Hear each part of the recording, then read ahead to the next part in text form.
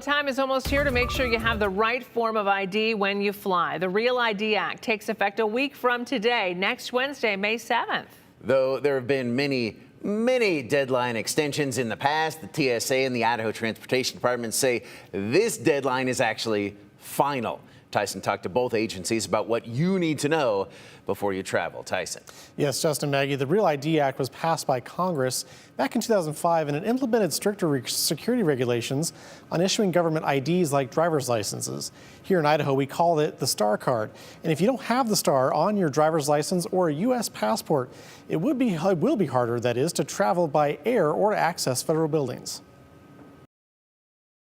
If you don't have your STAR card yet, you should probably think about getting it. The deadline to get that Real ID is right around the corner. No, your current Idaho driver's license is not a fake ID, but unless you've already gotten the STAR card, it's not a real ID. New at 5, we've been getting a lot of questions about the STAR card. We've been talking about Real IDs or the STAR card for years. Now the real deadline to get one is approaching with no extensions. So what does that mean for someone who just has a standard driver's license? That means as individuals who come to the security checkpoint when they're getting ready to travel by air will need to show a Real ID compliant driver's license or state issued photo ID. That's the STAR card in Idaho, or another acceptable form of identification. When traveling by plane, entering a federal building or military base, you will need a Real ID or you could be turned away. Acceptable forms of Real ID are the STAR card, a U.S. passport or passport card, or a military ID. We are starting to see a major uptick in appointments. You do need an appointment to get your STAR card. The Idaho Transportation Department recently opened a temporary DMV location at its Chinden campus to help with the demand for appointments. To get a STAR card, you will need your birth certificate, social security card, and 2 proofs of residency, like a utility bill or your mortgage statement.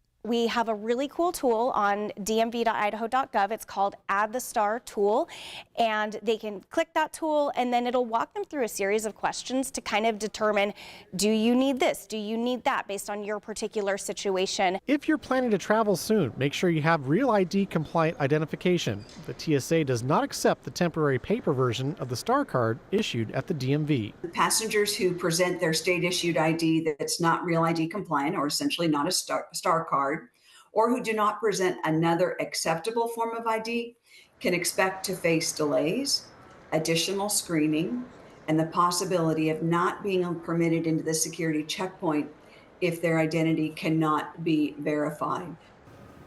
Now, the standard state-issued driver's license is still an acceptable form of ID for driving and other services like banking. The STAR card ensures your identity is verified by federal standards for air travel. So to find other acceptable forms of Real ID or more information on how to get your STAR card, you can head to this story on ktv.com for all that info. Tyson, thank you. Yeah, I got one for my son a few weeks ago. It was, once he actually got it scheduled, actually a breeze to get one. I need to get one. Yep. Maggie, it's time. Right, Maggie. Yeah, I know. I need to get on it. I have been procrastinating like so many people out there, I'm sure. But yes. Yeah. People will believe you're Maggie O'Mara, I won't be able to fly. Just show them a lot. I won't be able to fly. Well, coming up,